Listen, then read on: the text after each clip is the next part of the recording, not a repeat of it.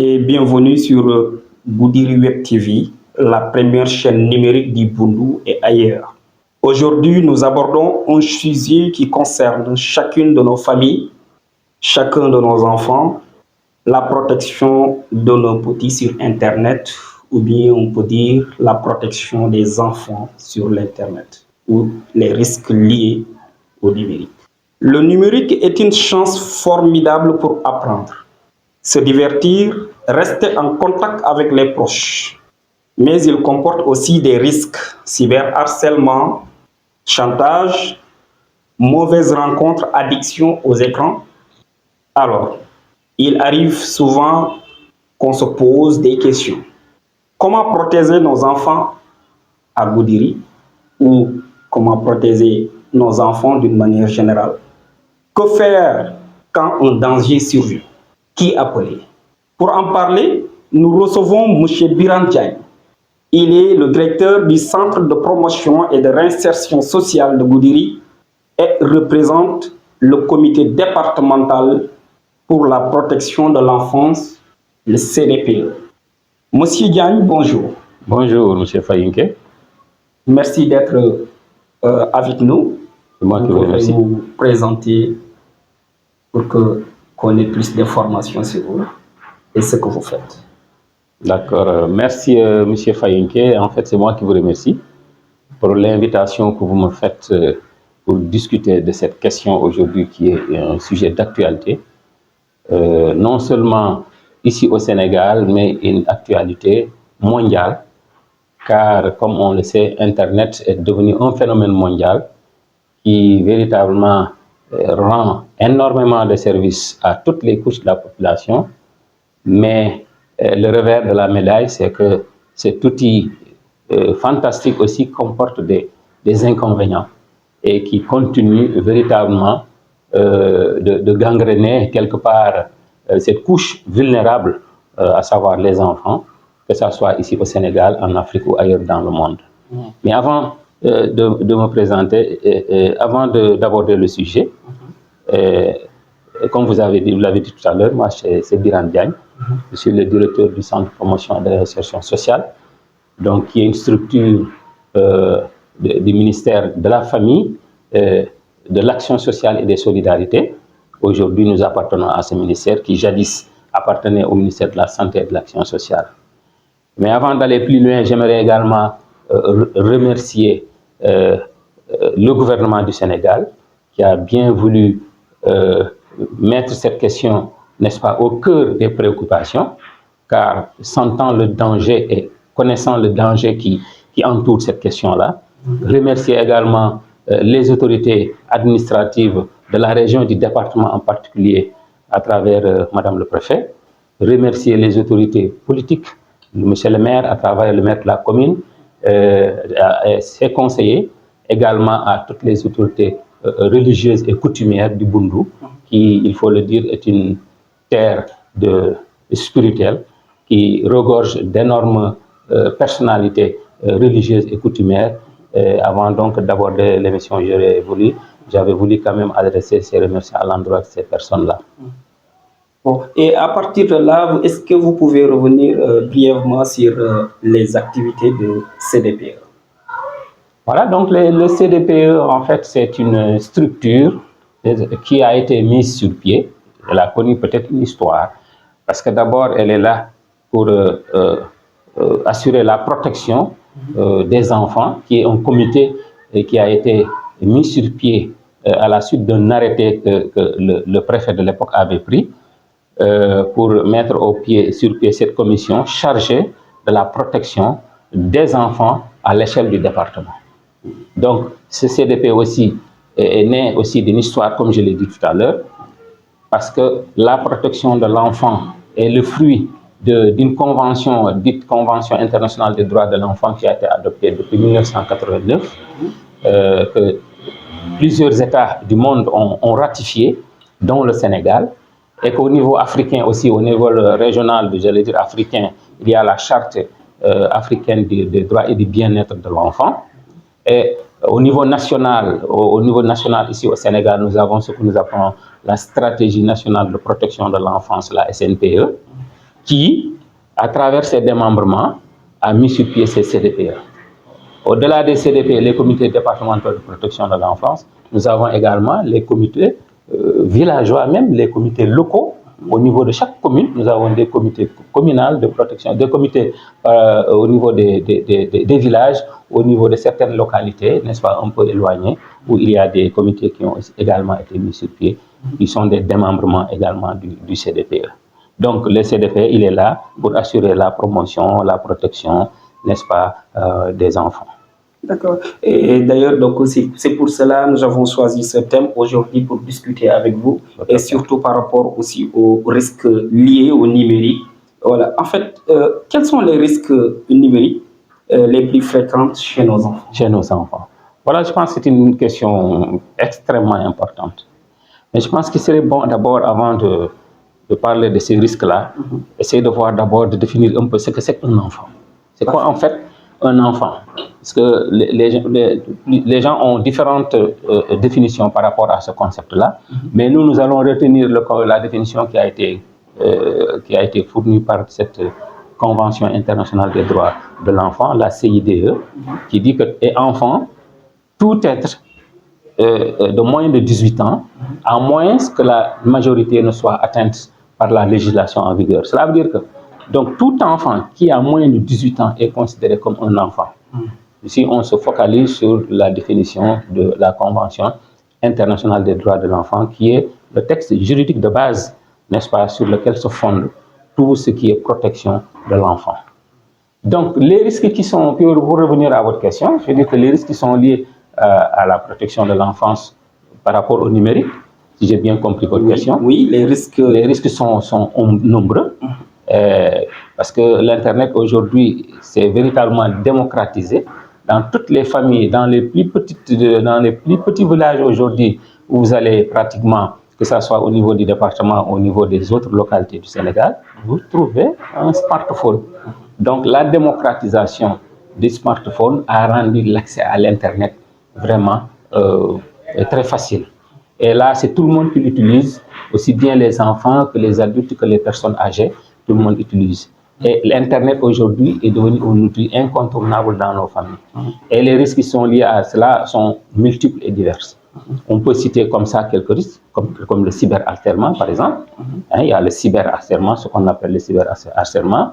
Il y a aussi même les jeux en ligne qui sont aujourd'hui en vogue dans toutes les localités du Sénégal.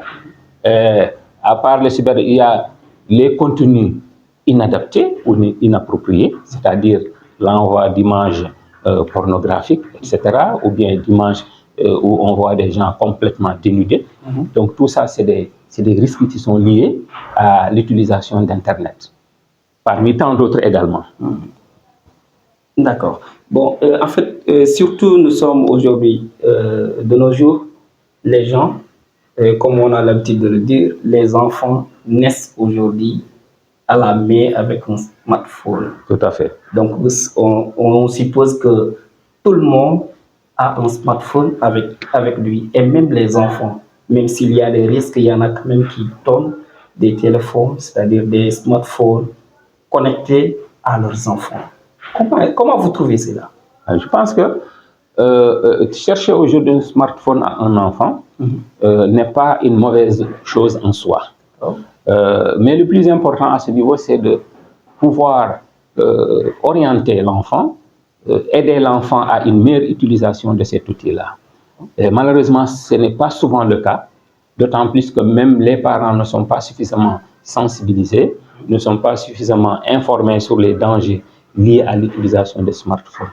Aujourd'hui, pour faire plaisir à son enfant, qu'il soit élève ou autre chose, ou qu'il fasse autre chose, il suffit de lui acheter un smartphone. Je pense que lui donner un smartphone est une chose, mais l'aider à une meilleure utilisation de cet outil-là encore en est une autre. D'ailleurs, c'est pourquoi aujourd'hui, ce qui explique notre présence au niveau de Moudiri Web TV, pour essayer de discuter un peu avec les acteurs, que ce soit les parents, les enfants, afin qu'ils puissent au mieux utiliser cet outil qui peut énormément rendre service, mais également, comme je l'ai dit tout à l'heure, qui peut aussi créer des dommages collatéraux. C'est à partir de là même que je vais vous poser cette question. Comment touchez-vous les enfants et les parents dans une zone rurale comme Goudiri? Voilà. Quels canaux utilisez-vous pour les sensibiliser? Voilà. Donc, pour pouvoir atteindre la cible aujourd'hui, dans des localités comme Goudiri et même ailleurs, la stratégie en fait qui est adoptée, c'est tout simplement le dialogue. Hein? C'est de dialoguer avec les élèves à travers les structures aujourd'hui du ministère de l'Éducation nationale qui regroupent véritablement une grosse frange de cette population dite enfants, dite jeunes. Donc, des dialogues, des discussions qui sont organisées au sein des établissements scolaires, mais également au sein des quartiers, n'est-ce pas, à travers certaines organisations qui sont là, des associations de jeunesse qui sont là, qui nous aident véritablement à diffuser le message, à propager le message, afin que nos enfants, afin que nos parents soient outillés le plus possible, afin qu'ils soient encadrés, afin que l'Internet ne soit pas un outil, n'est-ce pas, un outil de déconstruction de la société, mais un outil de construction, n'est-ce pas, un outil d'accès au savoir, n'est-ce pas, et à la connaissance. Et sur ce aussi, avez-vous déjà été confronté à des cas de cyberharcèlement ou de chantage en ligne dans notre région? Quand une famille vous alerte concrètement aussi, qu'en faites-vous? Tout à fait. Par rapport au département de Goudiri aujourd'hui, véritablement, on n'a pas, à l'heure actuelle, été saisi pour un cas de cyberharcèlement ou bien pour un cas, n'est-ce pas, de violence en ligne. C'est pourquoi, donc, comme on dit, mieux vaut prévenir que guérir. Et c'est dans ce sens, n'est-ce pas, que cette série de démissions a été initiée, n'est-ce pas, par les CDPE pour prévenir ces risques qui sont liés à l'utilisation, n'est-ce pas, de ces outils-là. Mais ailleurs, nous avons eu écho véritablement de ce genre de problème où des enfants ont été harcelés, n'est-ce pas, par des adultes quelquefois. À travers le numérique. Exactement, à travers le numérique. Des enfants qui s'inscrivent sur certains sites ou certaines applications que je ne veux pas nommer ici, qui permettent aux enfants d'entrer en contact avec d'autres personnes, n'est-ce pas, ici au Sénégal et ailleurs dans le monde. Et que ces enfants-là, une fois qu'ils sont en contact avec ces malfaiteurs, je vais les appeler ainsi, et tout de suite, les structures au niveau local chargées de la protection de cette couche de la population sont saisies et ils font le nécessaire pour mettre ces enfants hors d'état de nuire. Et alors, si vous voyez ces genres d'activités, ces genres de choses qui sont malsaines, cette déconstruction de la jeunesse, en fait, cette déconstruction de la société, en fait, comment vous agissez sur le terrain? Voilà. Sur le terrain, je pense qu'à chaque fois que des cas de ce genre se présentent, le premier réflexe à faire, c'est d'abord d'essayer d'entrer en contact avec la victime. Soit l'enfant entre en contact avec la victime, entrer en contact avec ses parents. C'est de voir quel est ce genre de harcèlement, quel est le genre de violence que cet enfant subit sur Internet. Et après identification du genre de violence subie par cet enfant, donc l'État a mis en place ici, en fait, un service qui spécialement, n'est-ce pas, qui a été un service a été créé pour lutter, n'est-ce pas, pour division spéciale de cybercriminalité. Donc les autorités judiciaires sont saisies et là ils sont suffisamment outillés pour pouvoir identifier, n'est-ce pas, l'auteur de ces actes et qui sont souvent traduits devant les tribunaux. Et j'espère qu'avec ça aussi vous avez une collaboration nette avec la gendarmerie, c'est-à-dire les forces de l'ordre. Exactement, d'autant plus que vous travaillez.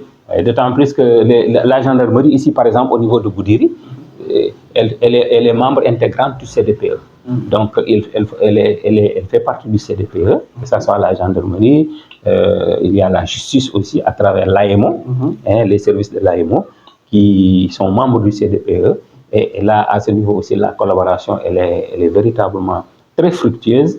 À chaque fois que des cas de cette nature se présentent et qu'ils sont informés, ils ne ménagent aucun effort véritablement pour s'impliquer, afin de mettre, comme je l'ai dit tout à l'heure, hors d'état de nuire ces prédateurs donc, sur Internet. Et sur ça, en fait, pensez-vous aussi que les parents de Goudiri maîtrisent-ils bien ces risques? Et comment est-ce que vous collaborez avec les parents pour aussi les sensibiliser afin qu'ils au moins prennent de l'avance, comme vous venez de le dire, mieux vaut prévenir que guérir? Exact. Effectivement, au niveau de Goudiri, il faut dire que les parents, compte tenu peut-être d'un certain nombre de considérations liées peut-être à l'analphabétisme, les parents ne sont donc pas véritablement sensibilisés, imprégnés des dangers de Internet. Donc, ce qu'il y a lieu de faire aujourd'hui, c'est ce que nous sommes en train de faire, c'est de prendre le taureau par les cornes, d'anticiper donc sur les problèmes futurs qui pourraient surgir, d'aller vers les parents, de leur expliquer donc les risques qui sont liés à l'Internet. Parce que la plupart d'entre eux ne maîtrisent pas en fait Internet. Ils pensent que les smartphones, c'est juste pour envoyer des messages, appeler au téléphone, utiliser WhatsApp. Alors qu'au-delà de cette utilisation, qui aujourd'hui véritablement est une révolution, qui a des aspects purement positifs. Aujourd'hui, on peut discuter avec un parent qui est ailleurs, hors du Sénégal, pendant des heures, à moindre frais, à moindre coût, ce qui n'était pas le cas il y a quelques années. Mais aujourd'hui, au-delà de cette utilisation, que les parents sachent que Internet aussi a le revers de la médaille. Le revers de la médaille, c'est vraiment tous ces problèmes qui ont été soulevés tout à l'heure, liés au cyberharcèlement, liés à l'utilisation de Internet pour accéder à des contenus purement prohibés, tels que les vidéos ou les photos pornographiques, les prédateurs qui sont là en ligne, qui cherchent disons, à attirer les enfants, n'est-ce pas, dans un sillage en fait qui n'est pas du tout recommandé. Voilà pourquoi il est bon donc d'aller vers ses parents, de discuter avec eux, afin de les amener à mieux comprendre les dangers liés à l'utilisation d'Internet. Et au-delà, tout de suite vous venez de parler surtout de l'analphabétisme.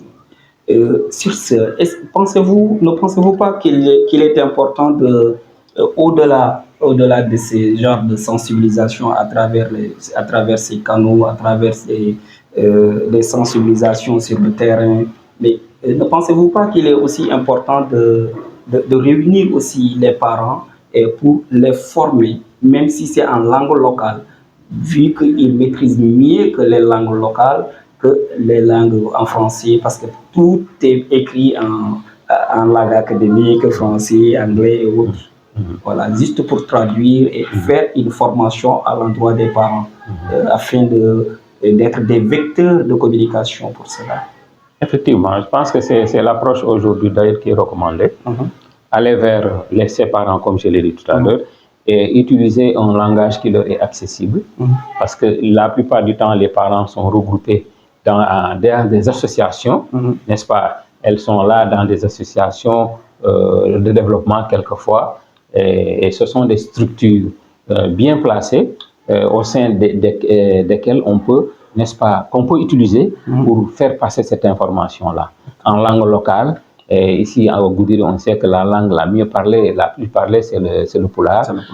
Aller vers ses parents, s'exprimer avec eux, les sensibiliser en langue locale sur tous ces dangers qui sont liés donc à l'utilisation de Internet. D'accord. En fait, l'autre question, c'est par rapport au numéro d'urgence. Ces numéros d'urgence, en fait, comment est-ce que pensez-vous que ces numéros d'urgence sont accessibles à tout le monde? Et s'il y a des risques, s'il y a quelqu'un qui aimerait signaler, par où devrait-il passer pour faire ce genre de signalisation? Tout à fait. Il y a un numéro d'urgence qui a été mis sur pied pour pouvoir signaler ces cas de violence donc, sur Internet. que c'est des numéros qui sont gratuits, des numéros verts, qu'on peut utiliser, le numéro Guindi, je pense que c'est le 800 00 50 50, si je ma mémoire ne me fait pas défaut, qu'on peut utiliser véritablement pour signaler des cas de cette nature. Mieux, au-delà de ces numéros aussi, il y a des personnes qui sont dans les quartiers, il y a les Badianougokh aujourd'hui, qui sont d'excellents relais, n'est-ce pas, pour pouvoir faire passer l'information. Il y a en fait les membres du CDPE, le point focal du CDPE aujourd'hui qui est Madame Wan, qui est la présidente du CDPE, pas la présidente, mais le point focal, le président c'est le préfet. Donc Madame Wan aussi, qu'on peut saisir directement pour signaler ce genre de cas. Ou tout autre membre du CDPE. Tout autre membre du CDPE aussi peut être saisi, n'est-ce pas, lorsque des cas de figure donc, se présentent, ou tout simplement, aller à la gendarmerie. Aller à la gendarmerie si on sent que aller à la gendarmerie c'est beaucoup plus simple. Et quand on sait qu'on est dans une société où les gens peut-être hésitent quelquefois à se rendre à la gendarmerie. Voilà, il y a trop de réticence parfois. Exactement, trop de réticence à la gendarmerie. Mais c'est des personnes que j'ai citées tout à l'heure qu'on peut saisir, que ce soit les Badianougokh, le chef de quartier, ou bien tout autre membre du CDPE qu'on peut saisir. Et celui-là se chargera donc de faire le travail qui s'y est. Bon, l'autre aspect, c'est qu'il y a quand même un bout de temps qu'on avait dit au niveau des écoles que les téléphones sont interdits. En fait, comment est-ce que vous trouvez cela aussi? Voilà. Donc l'interdiction du téléphone à l'école a été véritablement un débat, et un débat qui a alimenté l'espace public il y a quelque temps. Et les autorités, je me rappelle, avaient pris la décision d'interdire l'utilisation du téléphone au sein de l'établissement. Donc pour plusieurs raisons. Et au-delà du cyberharcèlement aussi, c'est pour éviter peut-être quelques cas de tricherie lors des devoirs, lors des examens scolaires.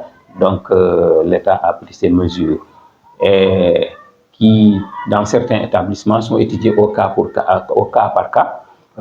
Mais je pense que c'est une mesure qui comporte certes des aspects positifs, mais qu'on peut revoir, puisque quelquefois, le téléphone, quand il est bien utilisé aussi, peut rendre service à ses élèves dans le cadre d'une recherche orientée, évidemment, avec l'accompagnement du corps d'encadrement, l'accompagnement des professeurs. Je pense que c'est un outil qui peut servir à l'éducation. Car on sait qu'aujourd'hui, Internet est devenu un outil incontournable. C'est une banque aujourd'hui de connaissances, de savoir, qui peut être utilisée à bon escient dans les établissements. Si on voit la chose sous cet angle, on peut dire que l'utilisation du téléphone peut être tolérée, n'est-ce pas, si cette utilisation est encadrée. Je dis bien qu'il faut encadrer, n'est-ce pas, l'utilisation de cet outil-là. Et c'est dans cette transition même que j'allais vous poser la question, à savoir par rapport aux avantages que vous trouvez, que vous usez vraiment importants par rapport à l'utilisation de ces numériques, et quels sont les messages que vous allez aussi lancer pour conscientiser cette jeunesse, conscientiser ces enfants et les parents pour que l'on puisse bien éduquer ces enfants-là, les encadrer afin qu'ils puissent utiliser à bon escient le numérique. Donc je pense que c'est une excellente question également. Le numérique peut être très utile quand il est bien utilisé. Parce que comme je l'ai dit tout à l'heure, c'est une banque de connaissances, une banque de savoir.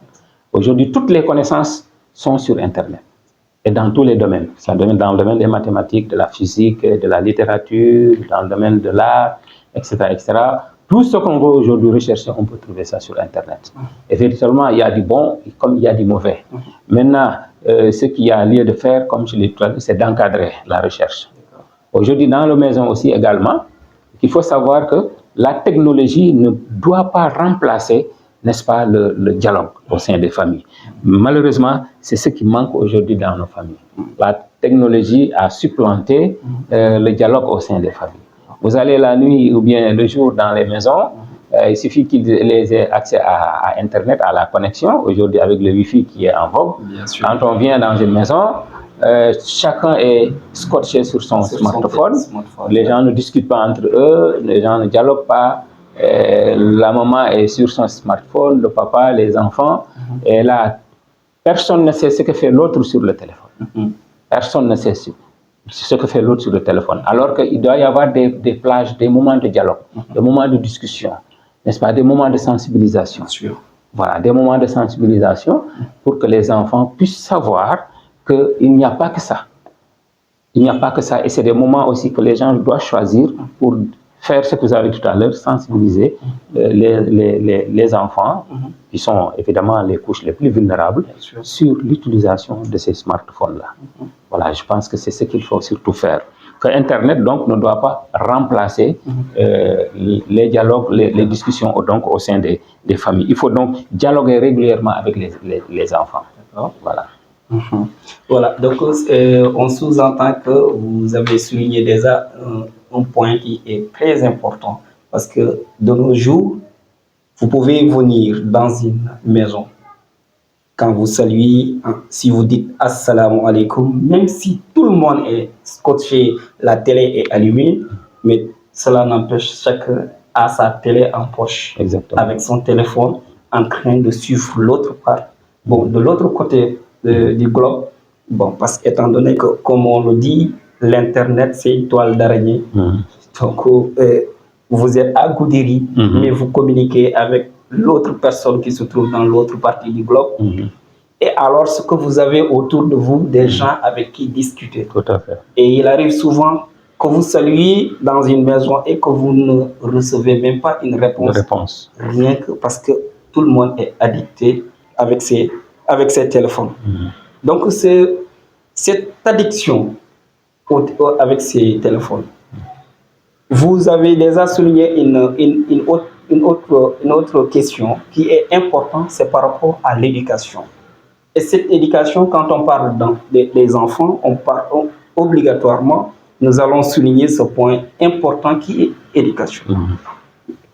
Ne pensez-vous pas qu'il y a un abandon un peu par rapport à l'éducation des enfants, surtout par rapport à ce moment où tout a changé?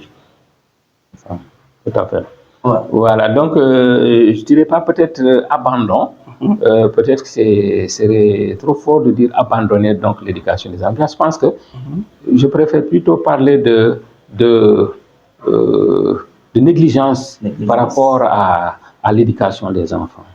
Parce qu'aujourd'hui, peut-être que le contexte économique et la situation économique difficile fait que les parents n'ont plus le temps aujourd'hui de rester à la maison, d'accompagner leurs enfants.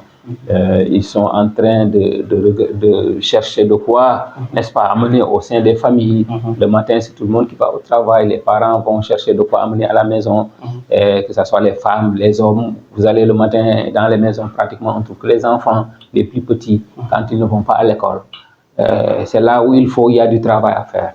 Moi, je pense que de plus en plus, au sein de nos familles, les parents doivent jouer ce rôle, n'est-ce pas, d'éducation, ce rôle d'accompagnement de la jeunesse. Ne pas seulement se limiter à donner à manger, à donner à boire, à acheter des habits, des chaussures aux enfants, à acheter des smartphones, à payer l'école. Moi, je pense aujourd'hui, la discussion, comme je l'ai dit, les causeries dans les maisons, rien ne peut remplacer ces aspects-là. Et que ce sont des outils, des médiums qu'on utilisait jadis dans la société traditionnelle et qui ont fait leurs preuves et qui ont donné des résultats. Et malheureusement, aujourd'hui, de plus en plus, l'individualisme, comme on dit, s'installe dans nos familles. C'est le chacun pour soi. Et personne ne sait ce que fait l'autre. Et c'est ce qui nous conduit aujourd'hui le plus souvent à des difficultés donc, de ce genre. Que ce soit les enfants, que ce soit les adultes, il n'y a pas un jour qui se passe sans qu'on le voit à travers les médias.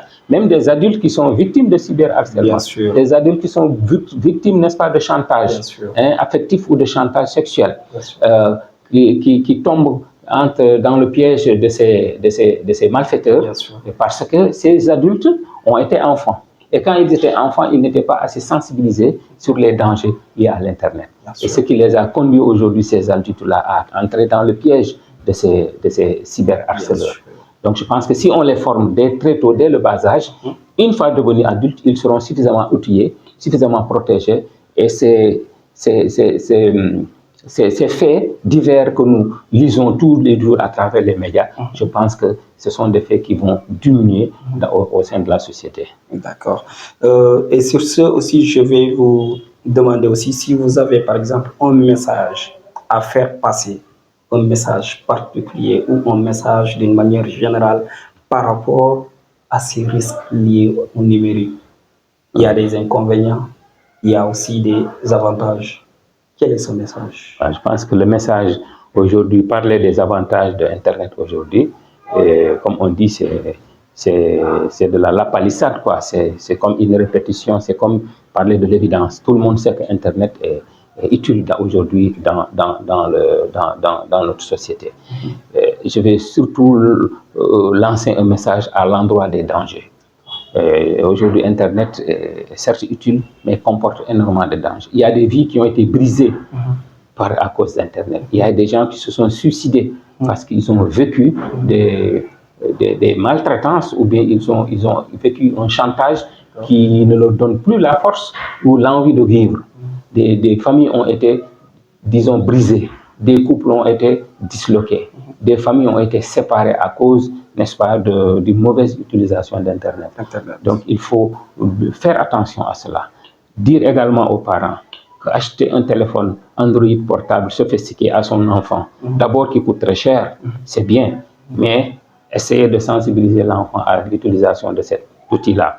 Leur dire également qu'il y a des filtres qui ont été mis sur pied par des informaticiens bien sûr. Pour aider les enfants à se protéger contre le cyberharcèlement. Il y a des applications qui sont là, même si on ne les maîtrise pas. Il suffit juste de faire appel au service d'un technicien, d'un informaticien qui peut aider, n'est-ce pas, véritablement, la famille à protéger, n'est-ce pas, ses enfants. Je donne peut-être mon exemple pour dire qu'à la maison, j'ai des filles, j'ai des enfants, j'ai Internet, mais j'ai pu mettre des filtres au niveau du routeur, du modem, qui permet de stopper tout contenu pornographique. Même si l'enfant tape sur Google un contenu pornographique, tout de suite le filtre est activé et ils n'ont pas accès véritablement à ces contenus-là. Et de plus en plus, les filtres deviennent de plus en plus développés et qu'il y a ces possibilités-là. Il suffit juste Il y a même une possibilité de contrôle à distance. Exactement, contrôle à distance. Par exemple, il est possible de couper Internet à une certaine heure. Vous allez chez moi, par exemple, à partir de 14 h, les enfants n'ont pas Internet. Le modem se coupe automatiquement parce que je l'ai paramétré de telle sorte que à partir de 14 h, parce que je suppose à 14 h, ils viennent juste descendre à l'école. Je les ai réunis, j'ai discuté avec eux. Je leur ai dit que vous êtes à l'école, quand vous descendez à 14 h, vous devez vous reposer. Donc, vous n'avez pas besoin de cet outil-là. Donc, je vais vous dire que je vais couper l'Internet à partir de 14 h jusqu'à 18 h. Voilà, là, vous aurez le temps de vous reposer, de revoir peut-être le leçon à partir de 18 h. Ça va revenir automatiquement. Donc, c'est pour expliquer un tout petit peu qu'il y a aussi des dispositifs qui sont là, sur le plan technique, pour aider, accompagner, n'est-ce pas, les parents à une meilleure utilisation donc, de Internet. Super. Merci beaucoup. Et à moins s'il y a peut-être une question que je devrais vous poser, dont je n'ai pas posé, et que vous voulez en revenir, ce serait quoi? Je pense que véritablement vous avez fait le tour de la question. Et vous avez posé les questions juste qu'il fallait. Et elles ont été très pertinentes. Elles nous ont permis véritablement de nous exprimer, de lancer notre message à l'endroit des parents, à l'endroit des jeunes, de parcourir un peu, je vais dire parcourir, parce que c'est véritablement, il y a certainement d'autres risques que nous avons laissés en rade. Voilà, de parcourir quelques risques liés à l'utilisation d'Internet. Mais le plus important, c'est de faire passer le message, que les parents sachent qu'il y a des risques. Et ce débat n'était pas d'actualité il y a quelque temps. Et de plus en plus, les gens commencent à en parler. Donc, c'est déjà un début. Donc, il faut continuer à travailler dans ce sens afin que les parents sachent que Internet comporte des avantages. Aujourd'hui, il faut travailler véritablement sur ça. Aujourd'hui, un phénomène d'ailleurs qui le plus en train de gangréner la jeunesse, ce sont ces jeux en ligne que les gens sont en train de faire, les paris foot en ligne. Les jeunes finalement deviennent addicts. il y a l'addiction, et tout ce qu'il gagne, en fait, il met ça dans ses jeux. Et finalement, ça devient comme de la drogue. Et là aussi, il va falloir véritablement sensibiliser, discuter avec les jeunes pour qu'ils sachent que véritablement, c'est pas en fait ce qui fera le revenu de demain, qu'il y a autre chose, qu'on peut gagner de l'argent, n'est-ce pas, en ne gaspillant pas le peu de choses que nous avons entre nos mains. Voilà, je pense que les questions étaient pertinentes. Je vous remercie. Vous avez un dernier mot? Le dernier mot, c'est vous remercier encore une fois de plus. Remercier encore une fois de plus. Remercier, comme je l'ai dit, toutes les autorités du département pour leur accueil ici à Goudiri, que j'aime bien. C'est mon premier séjour à Goudiri jusqu'une année. J'ai bien aimé ce département. Alors, j'ai oublié de vous souhaiter la bienvenue. Merci beaucoup. Merci. En tout cas, nous nous plaisons ici à Goudiri et nous espérons que ça va continuer comme ça. Merci beaucoup. Et sur ça, je vous dis encore une fois, merci et à la prochaine. Merci beaucoup. On dit Alhamdulillah, tout est bien, qui finit bien. Nous avons vraiment abordé un sujet qui concerne tout le monde, un sujet qui concerne la jeunesse, un sujet qui concerne les autorités, un sujet qui concerne nos enfants, nos petits, un sujet qui concerne les parents d'une manière générale. Et ce sujet, comme vous le savez, c'est par rapport à la protection de nos enfants sur l'Internet. Et merci d'avoir suivi cette émission importante, cette émission. Et nous disons merci à tout le monde. Merci à M. Diagne, et merci au CDPE, et merci beaucoup aussi à, pour rappel, vous suivez la première chaîne numérique du Bundu et ailleurs la première chaîne numérique qui est un organe du groupe 2G Média, Goudiri Web TV. Abonnez-vous, partagez au maximum, c'est votre chaîne. Encouragez-le. Merci beaucoup. Merci, c'est moi qui vous remercie.